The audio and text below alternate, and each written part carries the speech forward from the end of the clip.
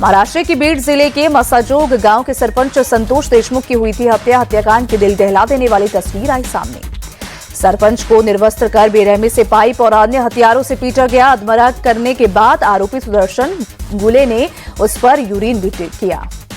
अयोध्या के राम मंदिर को टारगेट करने की साजिश का खुलासा। फरीदाबाद से एक संदिग्ध गिरफ्तार।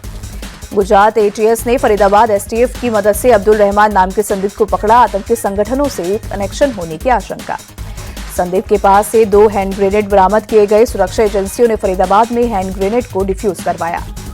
अब्दुल रहमान मूल रूप से अयोध्या के इनायत नगर का रहने वाला है। कोर्ट ने 10 दिन की रिमांड पर हरियाणा एसटीएफ को दी। वहीं उसके संपर्कों की जांच की जा रही है। सीएम मान के साथ किसानों की बैठक बेनतीजा होने के बाद एक्शन में पुलिस। बठिंडा जिले में करीब 1 दर्जन जगहों पर छापेमारी। कई किसान नेताओं को हिरासत में लिया गया।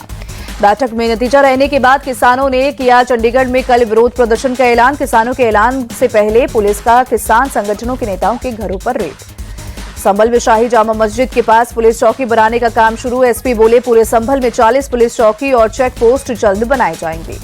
दिल्ली विधानसभा में कैट हेल्थ रिपोर्ट पर चर्चा के दौरान सोमवार को विपक्ष का बवाल। आप और बीजेपी विधायकों के बीच बहस। 24 मार्च से दिल्ली विधानसभा का बजट सत्र।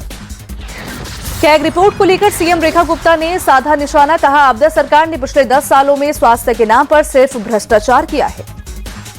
मोहल्ला क्लिनिक को लेकर भी सीएम रेखा गुप्ता ने केजरीवाल को घेरा। मरीज से लेकर टेस्ट और दवाइयां भी नकली थी, लेकिन करोड़ों रुपए का पेमेंट असली हुआ। सीएम रेखा गुप्ता ने आतिशी को लेकर जताई चिंता। कहा केजरीवाल जब स्वाति मालीवाल को अपने घर पर पिटवा सकते हैं तो आप भी बहुत दूर नहीं। आप पर भड़के दिल्ली के स्वास्थ्य मंत्री पंकज सिंह। कहा केजरीवाल ने दिल्ली के अस्पतालों को बीमार कर दिया। स्वास्थ्य सेवाओं से लेकर दवाइयों में भी घपला किया। कैग रिपोर्ट में केजरीवाल की चोरी, भ्रष्टाचार और लूट का पर्दाफाश हुआ। दिल्ली बीजेपी अध्यक्ष वीरेंद्र सचदेवा का बयान। बीजेपी पर नेता प्रतिपक्ष आतिशी का पलटवार। कहा जनता ने आपको गाली देने के लिए नहीं, काम करने के लिए चुना है। बिहार के नीतीश सरकार ने 3,17,000 करोड़ का बजट पेश किया। महिलाओं को पिंक बस और कैंसर अस्पताल की सौगात। पिछड़े अति पिछड़े वर्ग की स्कॉलरशिप दोगुनी करने का ऐलान। पुणे एयरपोर्ट से 3 महीने से उड़ेंगे विमान। वित्त मंत्री सम्राट चौधरी बोले राज्य के 7 शहरों में बनाए जाएंगे एयरपोर्ट। बिहार बजट 2025 से गदगद दिखे नीतीश कुमार। सीएम ने सम्राट चौधरी की पीठ थपथपाई।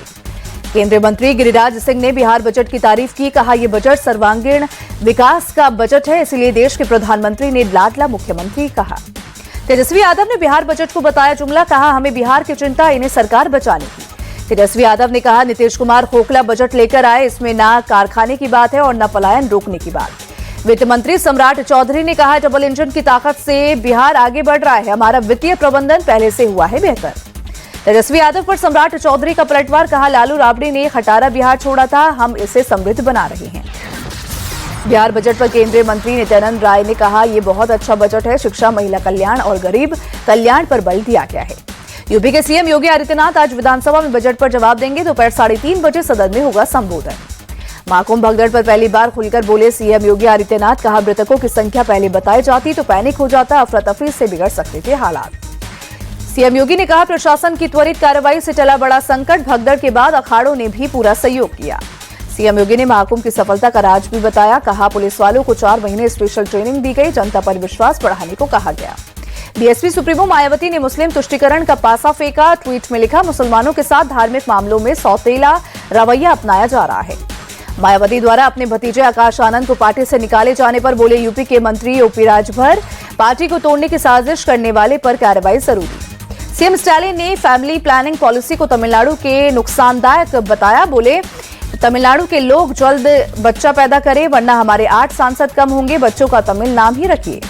शिवसेना सांसद नरेश महास्के ने सपा विधायक अबू आजमी के खिलाफ दर्ज कराया केस। अबू आजमी की टिप्पणी से धार्मिक भावनाओं को ठेस पहुंचने को लेकर केस। बेल्जियम के रक्षा मंत्री से मिले भारत के रक्षा मंत्री राजनाथ सिंह। दिल्ली में दोनों नेताओं के बीच हुई द्विपक्षीय बातचीत। दिल्ली में रक्षा मंत्री राजनाथ सिंह के साथ बैठक के बाद बोली बेल्जियम की रक्षा मंत्री थियो हमें भारत के साथ और भी मिलकर काम करने की जरूरत। गृह मंत्री अमित शाह से मिले गोवा के सीएम प्रमोद सावंत। नए क्रिमिनल कानूनों को लागू करने को लेकर हुई चर्चा।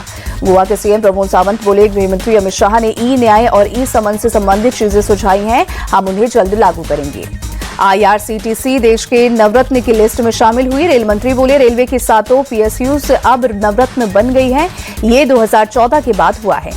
जम्मू कश्मीर सरकार पंचायत और निकाय चुनाव कराने के लिए प्रतिबद्ध, एलजी मनोज सिन्हा का बयान। बिहार के शिवहर में बने पुल किसी काम के नहीं, पुल को सड़क से नहीं जोड़ने के कारण पुल का कोई उपयोग नहीं। स्टेट हाईवे 54 के निर्माण के दौरान बनाए गए थे पुल, खेतों के बीच खड़े इन पुलों तक पहुंचने का कोई रास्ता नहीं, पैसे और भ्रष्टाचार के प्रतीक बने पुल। कांग्रेस नेता हिमानी नरवाल की मां ने आरोपी सचिन को मौत की सजा दिए जाने की मांग की, आत्महत्या की दी धमकी, कहा वो पुलिस की कार्रवाई से संतुष्ट नहीं। हिमानी की हत्या करने वाले आरोपी सचिन को पुलिस ने दिल्ली से गिरफ्तार किया। 1 मार्च को रोहतक बस स्टैंड से कुछ दूर पर एक सूटकेस में मिली थी हिमानी की डेड बॉडी।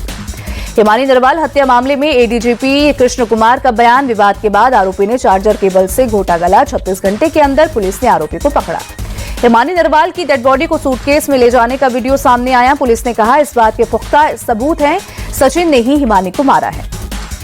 भोपाल में युवक की चाकू मारकर हत्या। गांधीनगर में पिता के सामने युवक की पहले पिटाई की और फिर पेट में चाकू घुसा।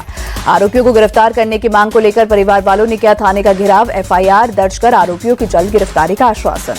बंगाल के जादवपुर यूनिवर्सिटी के गेट पर हंगामा। एबीवीपी और लेफ्ट के छात्र भिड़े। एबीवीपी के सदस्यों ने लेफ्ट के झंडे और बैनर पोस्टर हटाए। बंगाल पुलिस ने मौके पर पहुंचकर स्थिति को कंट्रोल किया। झड़प के दौरान एक लड़की बेहोश हुई।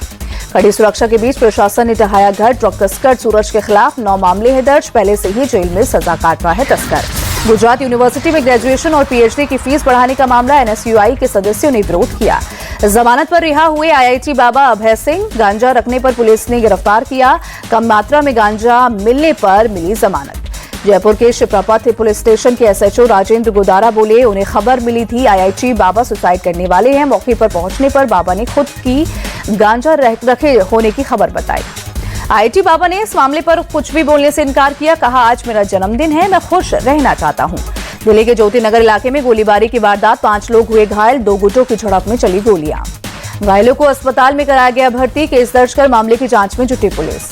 2 हिस्सों में बटी Nandan Kanan express. DDU junction से खुलने के कुछ देर बाद ही स्लीपर कोच की कपलिंग टूटने से हुआ हादसा। ट्रेन की स्पीड धीमी होने के कारण सभी यात्री सुरक्षित। मनाली में ताजा बर्फबारी से सफेद नजर आई वादियां। पेड़ों से लेकर घरों और गाड़ियों पर जमी बर्फ की परत। बर्फबारी से खिले पर्यटकों के चेहरे मस्ती करते नजर आए। लद्दाख में बर्फबारी से जनजीवन अस्त व्यस्त। बर्फ की सफेद चादर में लिपटी नजर आई घाटी। बर्फबारी की वजह से तापमान में गिरावट। सड़कों पर फिसलन की वजह से आवाजाही में परेशानी। उज्जैन के महाकालेश्वर मंदिर में सुबह सुबह हुई भस्म आरती। बाबा को ताजा भस्म से स्नान कराकर आरती की परंपरा है। अयोध्या पहुंचे केंद्रीय मंत्री हरदीप पुरी। श्री राम जन्मभूमि मंदिर में रामलला के किए दर्शन। मथुरा के रमन रेड्डी आश्रम में भव्य होली का आयोजन। लोगों ने फूलों से खेली होली। कार्यक्रम के दौरान लठमार होली का भी आयोजन। रंगों से सराबोर झूमते गाते नजर आए लोग। चैंपियंस ट्रॉफी के सेमीफाइनल में आज भारत और ऑस्ट्रेलिया का मुकाबला। दोपहर 2:30 बजे से दुबई में होगी दोनों टीमों की भिड़ंत। चैंपियंस ट्रॉफी में भारत का पलड़ा भारी। 6ठी बार चैंपियंस ट्रॉफी के सेमीफाइनल में पहुंचा है भारत। पिछले 5 सेमीफाइनल में 4 में भारत को मिली है जीत, 1 मैच में मिली हार। चैंपियंस ट्रॉफी में भारत का जीत का रिकॉर्ड बेहतर। अब तक खेले 29 मैचों में से 18 में जीत, 8 मैचों में हार और 3 मैच रहे टाई। भारत और ऑस्ट्रेलिया के बीच अब तक 151 वनडे खेले गए। भारत के नाम 57 वनडे मैच और 84 ऑस्ट्रेलिया के नाम रहे। 10 मुकाबलों का नतीजा नहीं निकला। चैंपियंस ट्रॉफी में ऑस्ट्रेलिया के खिलाफ भारत आज तक हारा नहीं है। अब तक खेले 2 मुकाबले में भारत ने ऑस्ट्रेलिया को दी है पचकनी। आईसीसी के टूर्नामेंट्स में नॉकआउट में 8 बार भिड़े हैं भारत ऑस्ट्रेलिया। दोनों ही टीमों ने 4-4 बार जीत हासिल की। ऑस्ट्रेलियाई टीम में सेमीफाइनल से पहले बड़ा बदलाव। चोटिल मैथ्यू शॉर्ट के बदले 21 साल के कूपर कोनोली टीम में शामिल। भारत की दुबई में खेलने पर उठे सवाल तो कप्तान रोहित शर्मा ने दिया मुंहतोड़ जवाब। बोले दुबई भारत का होम ग्राउंड नहीं है, जो फायदा होगा यहां की पिच से टीम इंडिया को भी अलग चुनौतियां मिली। पूर्व हेड कोच रवि शास्त्री की गौतम गंभीर को सलाह। बोले ये सही समय है कि वरुण चक्रवर्ती को मौके दिए जाएं। उनकी मौजूदा फॉर्म और हाव भाव से टीम को बड़ा फायदा होगा। वरुण चक्रवर्ती की फॉर्म पर बोले हरभजन सिंह। आत्मविश्वास से भरे हैं वरुण, उनकी गेंदबाजी को पढ़ नहीं पा रहे बल्लेबाज। आज के मुकाबले पर पूर्व क्रिकेटर युवराज सिंह बोले मैंने कहा था कि फाइनल मुकाबला भारत और न्यूजीलैंड के बीच होगा। भारत ये चैंपियंस ट्रॉफी जीतेगा। भारत और ऑस्ट्रेलिया के आज के मैच को लेकर पूजा। भारत की जीत की कामना को लेकर वाराणसी में क्रिकेट फैंस ने की पूजा अर्चना। क्रिकेट फैंस ने सारनाथ मंदिर में 11 लीटर दूध से दुग्धाभिषेक किया। मैच को लेकर दिखा जबरदस्त उत्साह। आईपीएल 2025 से पहले कोलकाता नाइट राइडर्स का बड़ा फैसला। अजिंक्य रहाणे को टीम का नया कप्तान बनाया। वेंकटेश अय्यर को उप कप्तानी दी गई। रोहित शर्मा की फिटनेस पर कांग्रेस प्रवक्ता शमा मोहम्मद का बड़ा बयान। कांग्रेस नेता बोली रोहित शर्मा मोटे खिलाड़ी हैं, उन्हें वजन कम करने की जरूरत है। वो भारत का बेअसर कप्तान है। कांग्रेस नेता के बयान पर भड़के बीसीसीआई के सचिव देवजीत सैकिया बोले, जिम्मेदारी वाले पद पर बैठे लोगों से इस तरह के बयान आना अच्छा नहीं। रोहित की कप्तानी में भारत आईसीसी टूर्नामेंट्स खेल रहा है। विमेंस प्रीमियर लीग में गुजरात ने यूपी को 82 रनों से हराया। गुजरात ने 187 रनों का दिया था लक्ष्य। यूपी की टीम 18वें ओवर में 105 रन बनाकर हुई ऑल आउट।